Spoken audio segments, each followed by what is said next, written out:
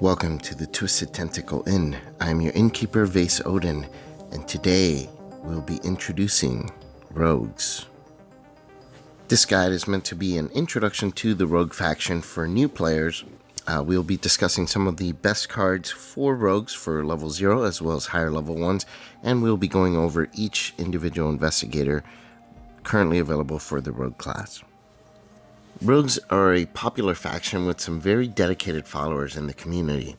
As a faction of combos and power plays, it's easy to see why. Rogues on the surface seem like they're poorly equipped to deal with the mythos, but when you use a finely tuned rogue deck, you quickly realize what all the hype is about. They're just a fun faction full of risky plays that gamble high in order to pull off amazing things other factions can only dream of, but they risk a bit in order to have the chance to pull it off. They're also the richest class, easily able to afford some of the most resource expensive cards in the game. Finally, they're the only faction with the card adaptable, allowing them to switch level 0 cards between scenarios without having to use experience. This is a very powerful ability if you choose to use that card in your decks during campaign play. In my experience, the level 0 rogue cards are a reason why some people overlook rogues. They have good level 0 cards, but few of them really stand out as game winning if you don't take a deep dive into the most effective use for each one. It's when you start to look at their level 1 to 5 cards that you realize the potential for absolute insanity. I feel the rogue faction has the most powerful high level cards in the game. Mystics come close, but rogues are just powerhouses. I reached out to the community for consensus on the most popular rogue cards, and some card names kept showing up on people's lists very consistently. Now, I'm not saying every rogue deck should have these, but as new or inexperienced player, you may want to look at your deck and rationalize why you don't have a particular card from this list in your deck. In other words, these cards don't usually need a reason to be in your deck. It's more that you usually need a reason for them not to be in your decks. So starting with the level 0 cards, Double or Nothing. This is the combo card. The legends and tales you've heard about a rogue gaining 10 resources in one action, picking up 6 clues in one test, or dealing 10 damage in one attack are all true. And it's all because of this card. Doubling the difficulty of a test seems like a crazy thing to do, but with rogues and their money, it can certainly be a possibility. This card basically doubles all outcomes of a test, so if you attack a creature with a weapon that deals 3 damage and commit a level 2 vicious blow, dealing 2 extra damage on a success, and also commit, watch this, for 3 resources, all while exhausting High Roller and spending 3 resources, it means that upon a successful check, you're going to have spent 1 action, 3 cards, and 6 resources, but done 10 damage, gained 18 resources, all from just the 1 action. It's an insane combo card. And yes, a lot of cards are required for that type of combo, so they're kind of rare, but this card allows for some amazing combos that are not as intricate, that still pull off some great stuff. Next on the list is Watch This. Mentioned during Double or Nothing, mostly because the two are used together quite often, but don't let me trick you into thinking this card has to combo off Double or Nothing in order for it to be good. Absolutely not. This card is powerful on its own. Potentially gaining 3 resources without using an action is just really good. Leo DeLuca. This rogue ally is just amazing. He costs 6 resources to play, but rogues can afford it. Giving you an extra action every single turn is so good that this would still be a great card even at 8 resources. Once Leo is out, rogues become some of the most action efficient characters in the game. Being able to disengage from every enemy and move to any revealed empty location is not only a tremendous survivability tool, it is an action saver. Some scenarios require you to double back to complete them, and this card facilitates that in the most elegant and roguish way. And finally, Lucky Cigarette Case. Having a lot of resources is nice, but it's pointless if you don't have anything to spend them on. Lucky Cigarette Case solves this problem by letting you draw an extra card each round without using an action. All you have to do is succeed a skill test by 2 or more each round, which, well, as a rogue should be an easy task, almost as easy as breathing. As you can probably tell by now, none of these cards help you do the 2 most important things that you need to do to succeed in this game, which are fight and investigate. This is because the rogue faction is a combo faction. Most of their best cards at level 0 work in conjunction with more mediocre cards to achieve amazing levels of success in these areas. Now, let's look at the most popular level 1 through 5 cards, but before we do, note that this is a list of the top 5 most popular level 1 to 5 rogue cards. The rogue faction has arguably the most powerful level 1 through 5 cards, and these are just the most highly regarded in the community. The mystic faction comes close, but a lot of their powerful cards have nasty drawbacks and really bad side effects, where the rogues have little in terms of side effects. Streetwise, each faction except for neutral got a permanent card during the Dunwich cycle that allowed you to pump resources into it in exchange for stat boosts. Some were better than others. Seekers got the best one, I think, but rogues were not far behind. Spending 2 resources for a +3 boost to either intellect or evade is really strong, especially for a class that has resources to spare. Even an investigator with just an intellect of 2 can effectively boost it to a 5 by just spending 2 resources.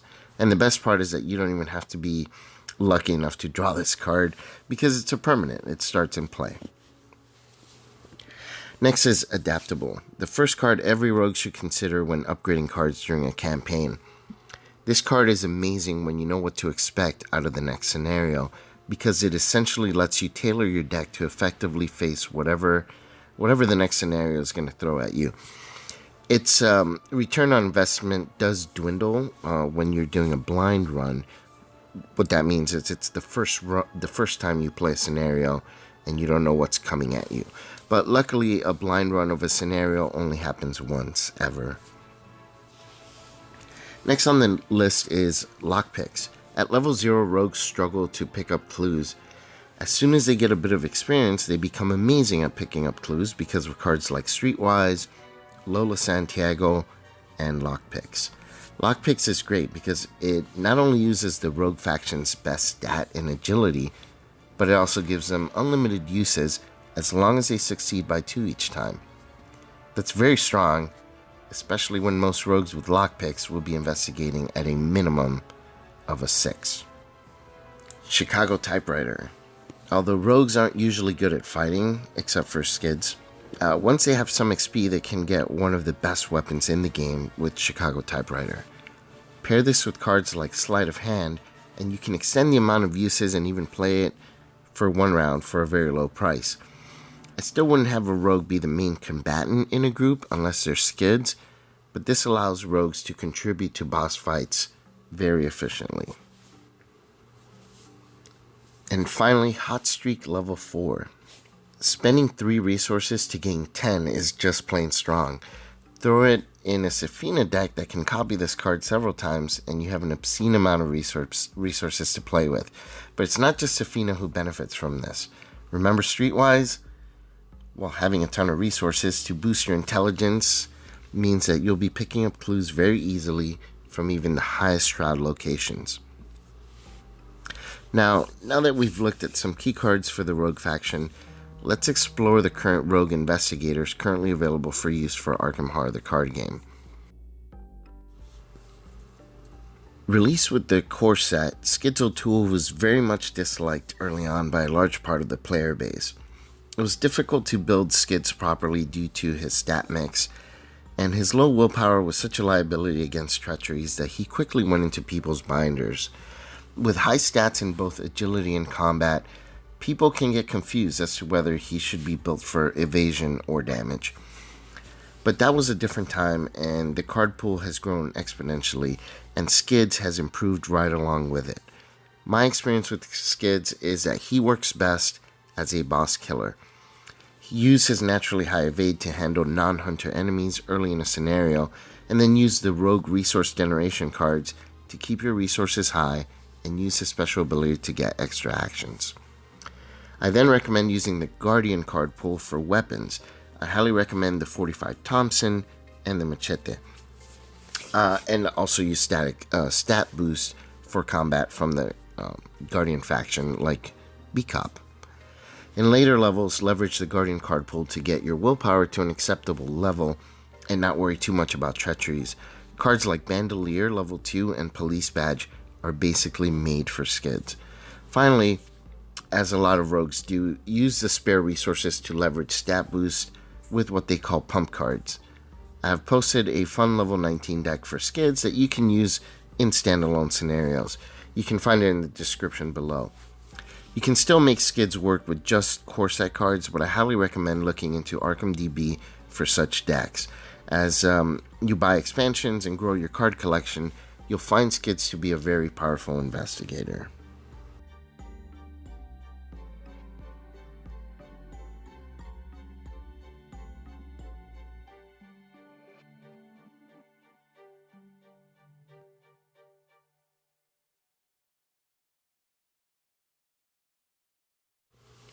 The Dunwich cycle brought us new investigators that each had the ability to pick 5 cards from any class and use them as part of their 30-card decks. This has made the Dunwich investigators overall the most popular investigator group in the game, and Jenny is no exception. With all-around stats of 3, she can be tailored to fill any role in a group. Getting an extra resource every round is powerful and helps with boosting her stats using pump cards and such. Be careful though, it's very difficult to build Jenny as a generalist. You can't count on just pump cards because resources do go very quickly, even for Jenny. I highly recommend leveraging her 5 outer class cards for static stat boost. Allies, accessories, and weapons are a great way to get the stats you'll be using most up to an acceptable level. For Jenny, I recommend you focus on 2 stats at most and build your deck around those 2 stats. Leverage the rogue card pool to gain extra actions and resources, and use your splash cards to further your specific build's goal. I have posted a recommended deck in the comments below to get you started for success with Jenny. This deck was created by ADHiDef.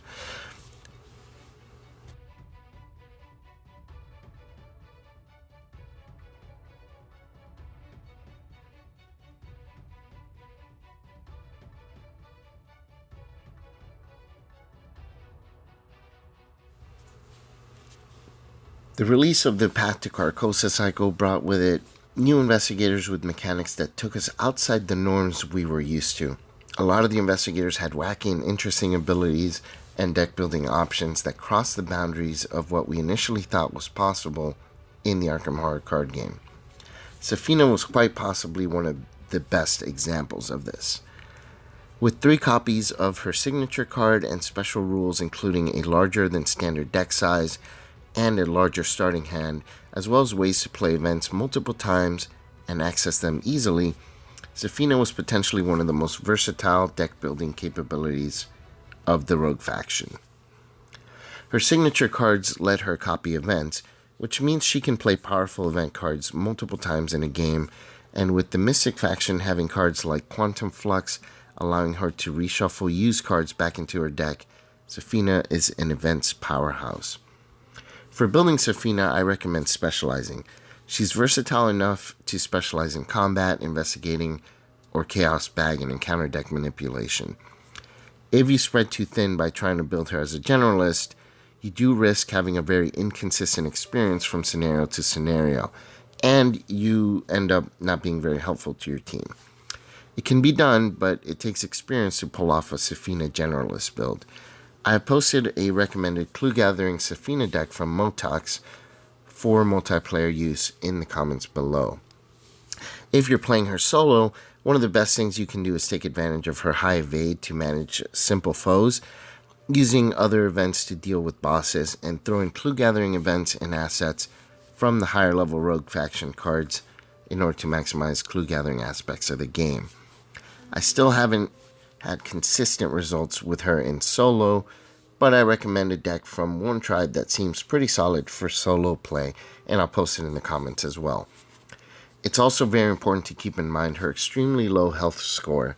Safina is very fragile, and she can succumb to damage very quickly if you're not prepared. Pack some healing or soaks, and keep in mind your low health for every decision that you make.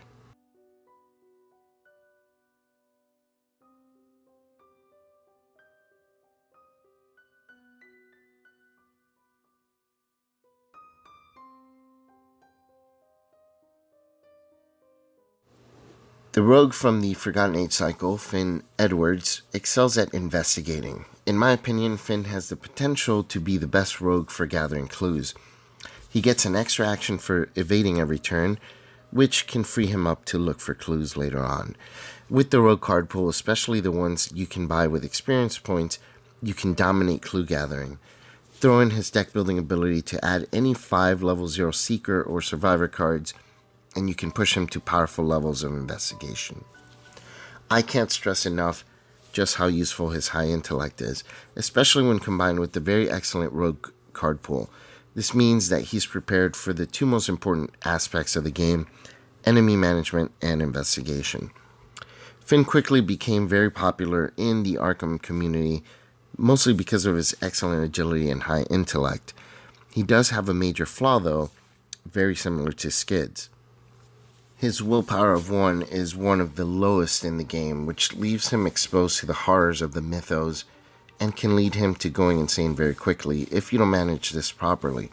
After all, willpower tests are the most prevalent in just about every encounter deck, and the most common consequence of failing a willpower test is to take horror. Knowing this, there are 2 approaches you can take. You can try to plan for willpower checks by putting willpower boost and skills in your deck, or you can accept that horror is just going to happen and throw in some healing or soaks to help mitigate that. Both approaches are valid, and it's just a matter of your personal play style and preference.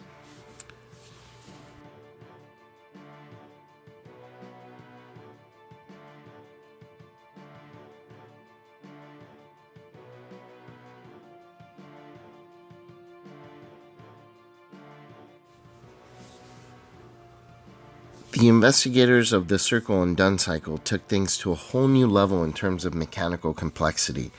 Of the entire cycle, I would have to say that Preston Fairmont is the most difficult to build into an effective investigator. With stats of 1 across the board, Preston has some very steep hills to climb in order to just reach competent levels for his stats.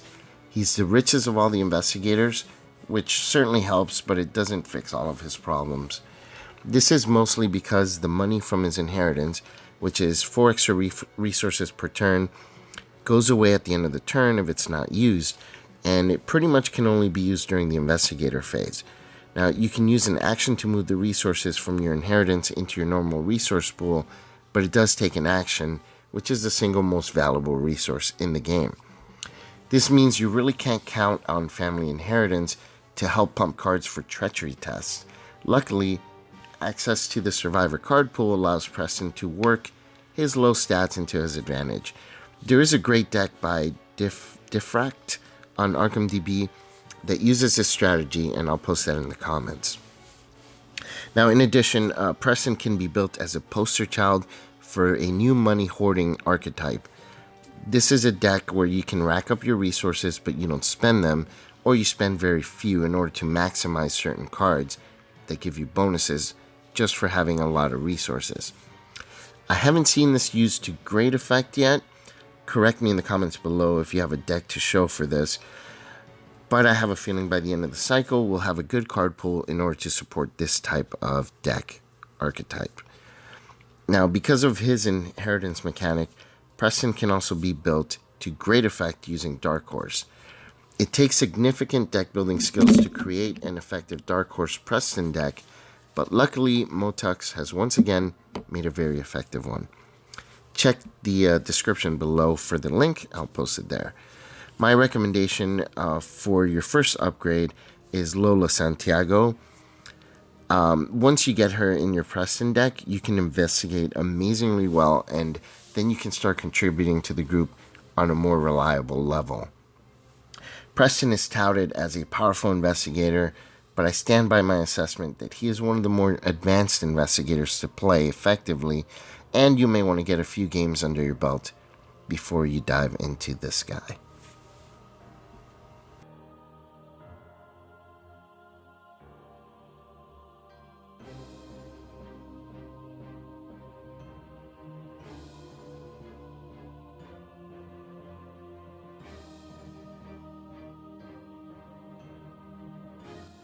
And that does it for this video introduction to the Rogue faction for beginners. I hope that you found this video helpful. If you have any questions or comments, feel free to leave them in the comments down there below, and I'll be happy to answer them. This is Innkeeper Vase Odin with the Twisted Tentacle Inn. Check in anytime. I'll talk to you all real soon.